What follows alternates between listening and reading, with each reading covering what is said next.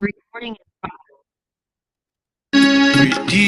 વસ્તુ નવા ગોળે દેકડવું વાગોળે છે સૌ કલાકો ના કલાક સુધી જો મન પણ દુઃખ દે છે બહુ મનુષ્યો સમજે મારું મન હકીકત માં છે પરબારું છે જડતે સૂળ રૂપી મન જુદું જ છે આત્માથી ન્યારું અભિપ્રાયે જણેલું મન જે સંઘ્રેલું કટુવાતે ભયંકર દુઃખદાયી થાય નથી પોતાનું તે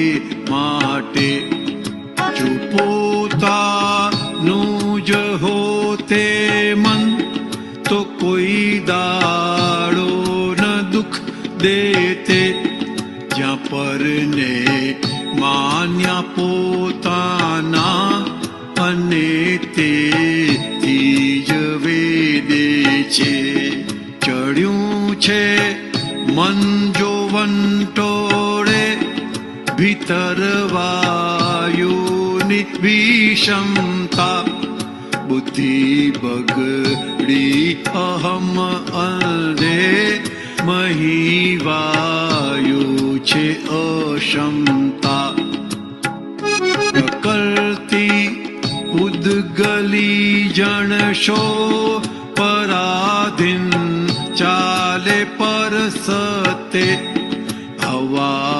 પાણીને આહારે ભર્યું જે હું તે નીકળશે ઇમોશનલ કરતી જે મન ગાંઠ છે ચીકણા અહમ જણિયા પળ બહુરા એ દ્વેષે ઘૂંટ્યા અનેકા આવરણી સ્વચ્છંદ અકેકા પળ ઉખડતા જોય ઘણી ફેર આવે કંટાળો તે દોષો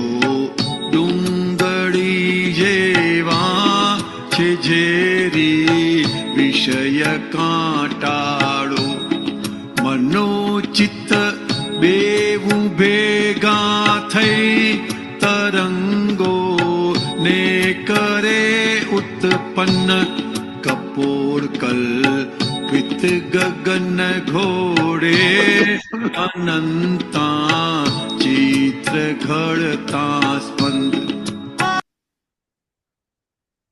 જય સચ્ચિદાનંદ. આપણે મનનું ઘણું બધું સાંભળ્યું છે. હવે એ મનની ગાંઠો આપણને કેવી રીતે વંચાય, અભિપ્રાય મત પોતાના કેવી રીતે ખબર પડે, એના માટે બહુ સરસ કીધું છે કે આપણે ચરણ વિધિ વાંચીએ છીએ એ ચરણ વિધિ અક્ષરે અક્ષર વંચાય એવી રીતે કરવાની છે. એટલે કેટલાને મોઢે પણ નથી, તેનો કોઈ પ્રોબ્લેમ નથી. મોઢે કરો કે વાંચીને કરો, પણ ઉપયોગ અક્ષર અક્ષર જેમ ખુલ્લી ચોપડી જોઈને કરતા હોય તો અક્ષરે અક્ષર વાંચીને કરવાની, અને આંખો બંધ કરીને કરતા હોય તો એ અક્ષરે અક્ષર મનમાં વાંચી લેવાના. જેમ કહીએ આપણે દાદા ભગવાનને ત્રિકાળ નમસ્કાર નમસ્કાર નમસ્કાર, હે નિરાગી નિર્વિકારી સચ્ચિદાનંદ સ્વરૂપ સહજાનંદી. આ રીતે વાંચતા વાંચતા કરીએ તો એ વાંચવાના ઉપયોગથી જે આપણું ચિત્ત ખોવાયેલું છે, બગડેલું છે, એ ચોખ્ખું થતું જાય છે. અને એ ચોખ્ખું થવાથી પછી શરીર જેમ બીજા કોઈ મને બેસેલા જુએ, બોલતા જુએ, કરતા જુએ, તેવી રીતે હું પોતાને જોઉં છું. પછી પોતાની વાણી સંભળાતી જાય અને પછી મન ઉપર આવશે કે કોઈના માટે અવળો વિચાર આવ્યો તો તરત આપણને ખબર પડી જાય. આપણે છૂટા થયેલા છે, પણ આટલો પ્રયોગ થશે તો મન વંચાતું જશે. અને મન વંચાતું થયું ત્યારથી આપણને ખબર પડશે કે ક્યાં કેવા અભિપ્રાયો આપેલા છે, મત આપેલા છે, અને આખું જુદું છે, જુદું વંચાતું જશે, ઓળખાતું જશે. તેમાં આપણો પુરુષાર્થ થશે. એ જે તે રસ્તે સંભાળે નિકાલ કરવો છે, તો ત્યાં આ પગથિયું આગળ જશે કે એ વસ્તુ આપણને જે શુદ્ધિકરણનો પ્રોસેસ છે તે આપણો થતો જશે. અને આખરે મન, કારણ કે જેવું મન છે ને એવા આપણે છીએ. એનો મતલબ શું કે આજે બહાર આપણે કંઈ પણ થાય છે સારું ખરાબ, તે મનનું જ પરિણામ છે. એટલે મન એવું છે,